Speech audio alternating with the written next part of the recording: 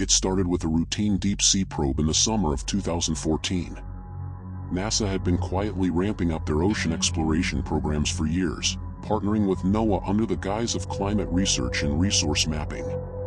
But the truth was, they were hunting for something bigger, answers to the anomalies they detected in the abyssal plains. Seismic readings that didn't match any known tectonic activity. Bioluminescent flares brighter than anything on record. And whispers, picked up on hydrophones, that sounded almost like language. The mission was codenamed Abyss Echo. They sent down a submersible drone equipped with high-res cameras, sonar arrays, and even experimental AI for real-time analysis. The target, a previously unmapped trench off the coast of Guam, deeper than the Mariana by a few hundred meters. The drone descended smoothly at first, relaying back crystal-clear footage of the midnight zone, jellyfish pulsing like ghosts, eyeless fish scattering from the lights. Then, at 11,200 meters, the signal glitched. The team back at Mission Control in Houston thought it was pressure interference. But when the feed stabilized, there it was. Clinging to the trench wall like a barnacle on steroids. The creature. They called it the Max. Not because it was maximal in size, at least, not at first, but because the AI's pattern recognition flagged its facial structure as a 98% match to a missing person, Max Rivera, a 24-year-old marine biologist who'd vanished during a NOAA dive 2 years prior. His family had given up hope, the official report cited equipment failure. But there he was, or what was left of him, staring straight into the camera with eyes that glowed faintly in the drone's floodlights. The thing's body was a nightmare of twisted biology. Humanoid in shape, but its skin had split and reformed into writhing tendrils, like roots burrowing through flesh. Veins pulsed visibly under translucent membranes, pumping some kind of iridescent fluid that shimmered like oil on water. A backward baseball cap, Max's signature, from the photos, still perched on its hooded skull, crusted with barnacles and deep-sea slime. One arm extended toward the drone, fingers elongated into claws, as if beckoning.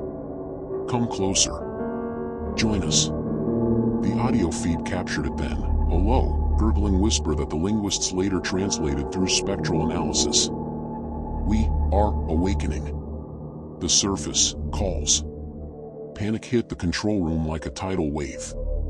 The drone's manipulators tried to sample a tissue fragment, but the Max lashed out, tendrils whipping faster than physics should allow at that depth. The feed cut as the submersible imploded, crushed not by pressure, but by something coiling around it. What followed was a cover-up of biblical proportions. NASA scrubbed the data, but not before a few whistleblowers leaked fragments to dark web forums. They revealed the autopsy of the recovered drone wreckage, organic residue that defied classification. DNA strands hybridizing human sequences with ancient extremophiles, things that shouldn't exist outside volcanic vents. And worse, the residue was growing. In lab containment, it budded into tiny replicas, each whispering in unison. But the Max wasn't alone. Sonar sweeps post-incident showed movement in the trenches worldwide. Hundreds of them, stirring from eons of slumber. Ancient entities, perhaps predating humanity, or maybe remnants of a lost civilization that sank beneath the waves.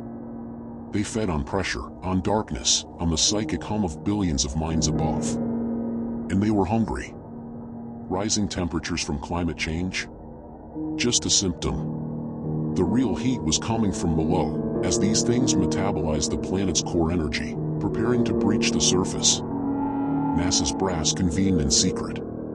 The projections were apocalyptic. Within a decade, the oceans would boil with these creatures, tsunamis of flesh and tendrils swallowing coastlines. Cities like New York, Tokyo, Mumbai, gone in weeks. The Max was just the herald, a human vessel corrupted to scout the shallows. That's when the pivot happened. Overnight, NASA's budget for ocean programs evaporated. Every resource funneled into space initiatives, reusable rockets, Mars colonization, interstellar probes. It wasn't about curiosity anymore. It was evacuation. Elon Musk's SpaceX got the green light for reasons beyond billionaire whims, insider knowledge, they say. The Artemis program? A smokescreen for building arcs. They needed to get humanity off-world before the Max and its kin claimed the seas, then the land. But here's the part that keeps me up at night. Those leaks included a final transmission from a follow-up probe, sent down before they pulled the plug. It showed the Max again, but changed. Multiplied. A horde of them, faces of the lost and drowned, all wearing scraps of modern clothing, hats, watches, necklaces, like trophies. And in the background, deeper in the trench, something colossal stirred. A mother form, they called it. Its whispers echoed clearer this time. We see the stars too. We'll follow. If you're reading this, check the news. Rising sea levels aren't just melting ice. They're coming for us. NASA's not exploring space to expand, they're running. And if you hear a whisper from the waves, don't listen. It's calling your name.